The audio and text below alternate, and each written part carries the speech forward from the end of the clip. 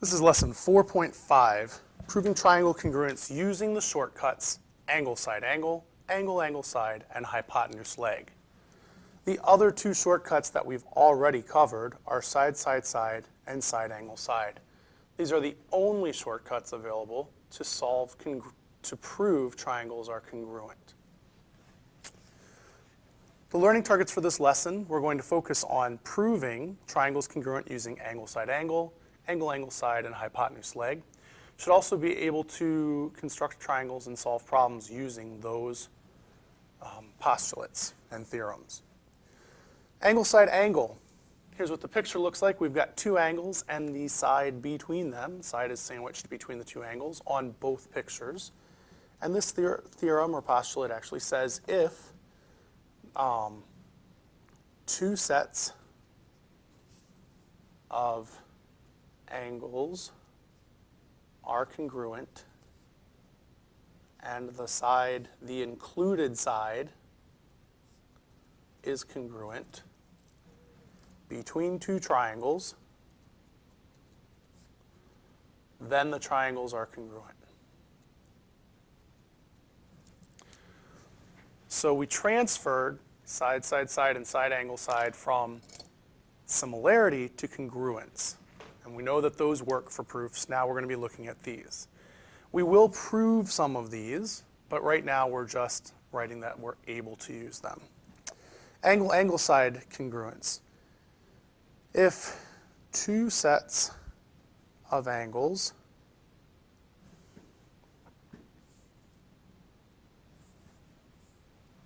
followed by a side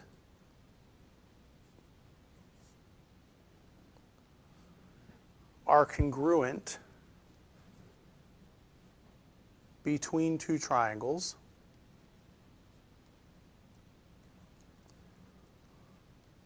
then the triangles are congruent.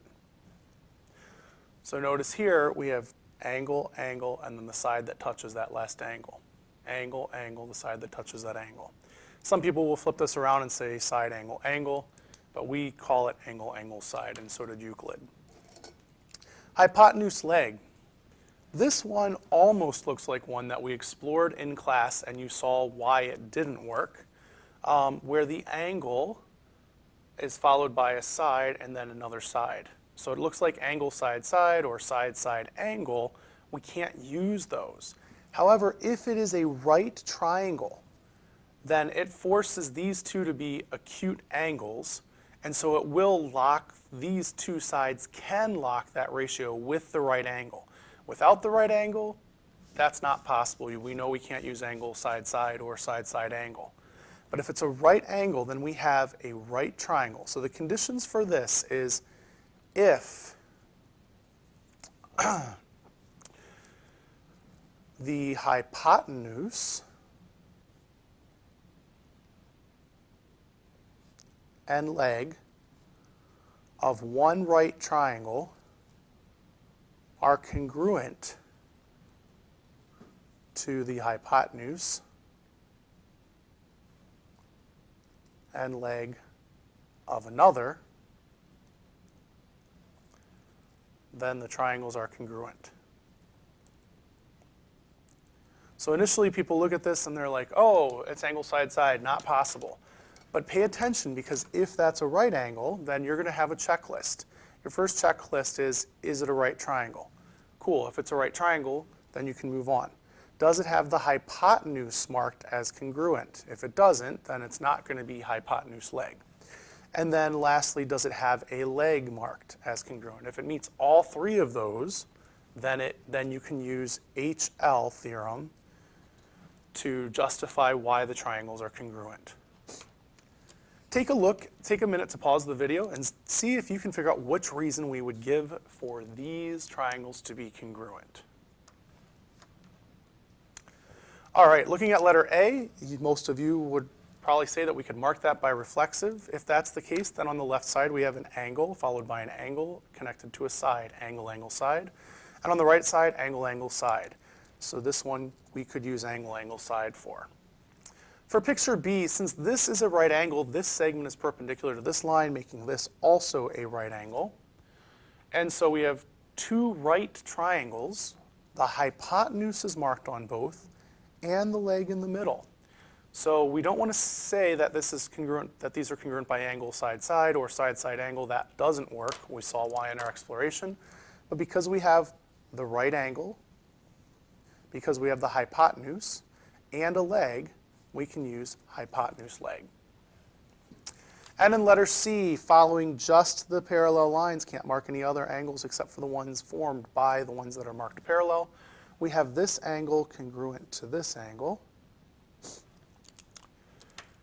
And we also have this bireflexive, but we have a problem, and that only gives us one angle and one side in each triangle. Now, if they give us another set of parallel lines, then we could mark the other and do angle, side, angle, but they did not. So right now, this one is none. For our first two-column proof using some of these other shortcuts other than side, side, side, and side, angle, side, we're going to look at proving that triangle JKL and JML are congruent. They do give us an angle bisector and a congruency statement already. Angles K and M are already marked congruent for you because that's part of the given, that K is congruent to M. And JL bisects angle KLM. That right there tells us what we're going to do next in our proof. It is angle KLM that is bisected, meaning that that angle is cut into two equal angles. Those angles being KLJ and MLJ.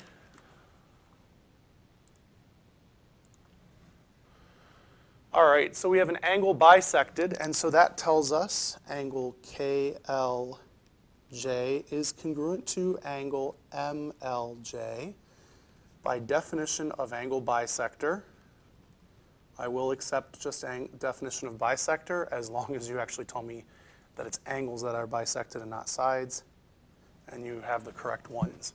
Now, the only other thing we can mark, there's no other given information. There's no midpoints, there's no side bisectors or segment bisectors. So the only other thing we can mark is JL because they have a common or shared side. So JL is congruent to JL by reflexive property of congruency. And looking at this picture with everything that's marked, in the upper triangle, I have an angle and an angle, but not the side between them. If it was the side between them, it would be angle, side, angle. I have an angle, and then a side, so it's angle, angle, side. On the bottom triangle, I have an angle, and then a side. So the reason why triangle JKL is congruent to triangle JML is angle, angle, side.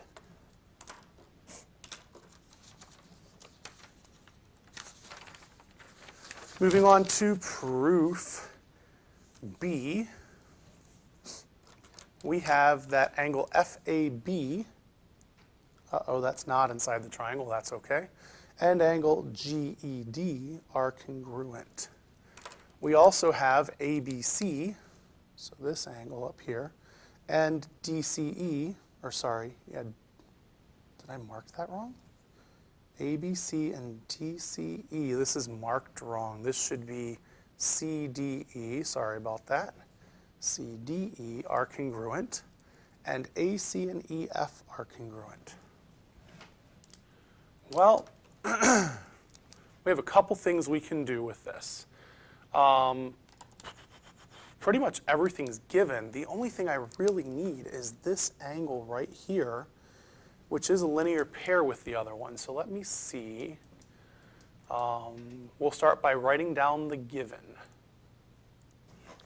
Unfortunately, that's going to be a little ugly, and I just double-checked because I thought what it was going to be.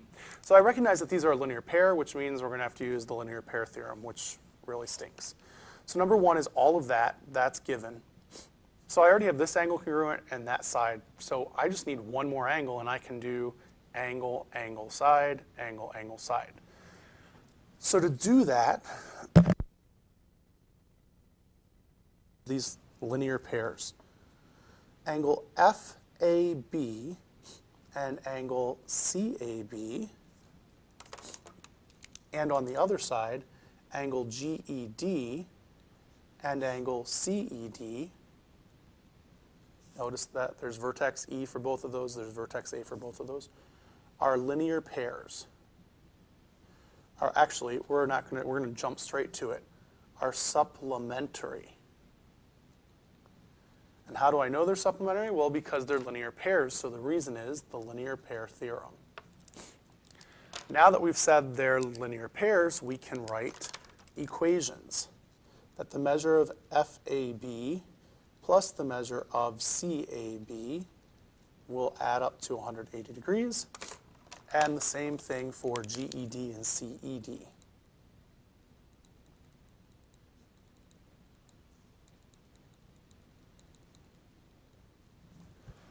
Those also add to 180 degrees. So that would be because they were supplementary. So the reason for this will be definition of supplementary. So no, our vocab did not go away. You've seen a lot of it already, but now we have linear pair theorem still. Now because those both equal to 180, I can set them equal to each other. FAB plus CAB equals GED plus CED, and that would be by transitive property of equality, or substitution if you want to look at it as I substituted this for the 180. We have a statement up here earlier that FAB and GED are the same. So I'm going to replace this with FAB. The rest of the equation I'm going to keep exactly as it was before.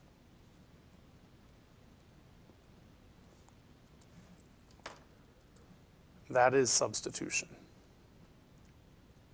And it's coming out from line 4 and from line 1, from equations in line 4 and line 1.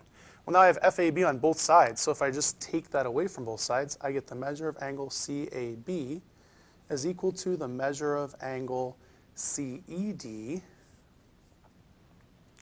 by subtraction property of equality. We're almost done. We have 2 lines left. I'm supposed to have congruency statements, so this means that CAB is congruent, angle CAB is congruent to angle CED by definition of congruent. So now I've got that angle checked off right here, CAB and CED. So I have angle, angle, side, angle, angle, side. So now I can say triangle ABC is congruent to triangle EDC by angle, angle, side. If I wanted to, I could use third angles theorem. It would add a step to my proof to get the last set of angles, and then I could actually use angle, side, angle. But I'm not going to do that. The last one is a little bit better. It's a little kinder. Given that AC and BD are congruent, so those are marked. That's awesome because it was in the given.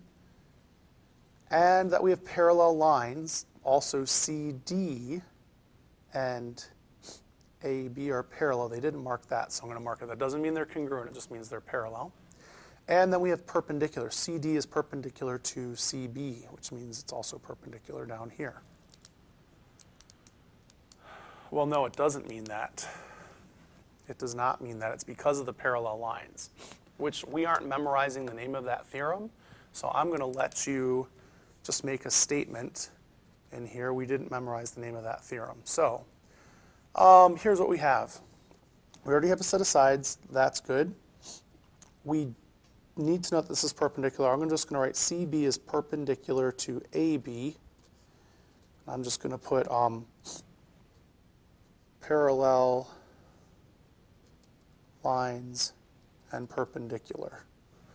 So there was a theorem, it was called the perpendicular theorem from section 3.4, and I promised you wouldn't need to memorize that name.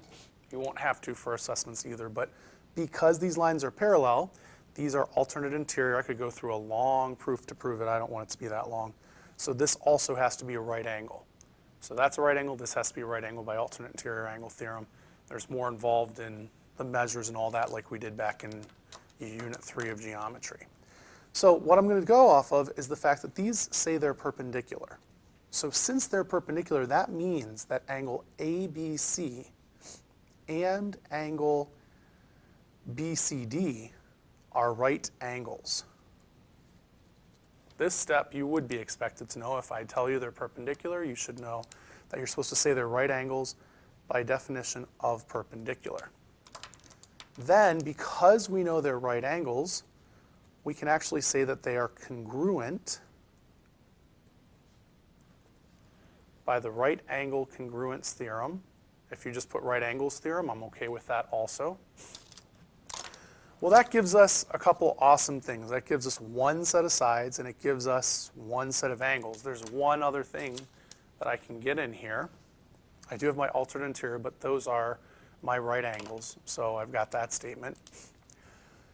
We can mark CB congruent to itself by reflexive property of congruency. But now if I look at the picture, I have a problem. And that problem is that right now I have an angle and a side on the right. I have angle, side, side, which we can't use. And I can't use side, side, angle because you're not allowed to use either of those, just like you're not allowed to use angle, angle, angle. But it is a certain type of triangle. One, it's a right triangle. Two, it has the hypotenuse marked. And three, that common side that they share is considered to be a leg. So since I have a right triangle, a hypotenuse, and a leg marked in both of these, we can say triangle BAC is congruent to triangle CDB by hypotenuse-leg theorem. And you can just put hypotenuse-leg. That's it for today's notes.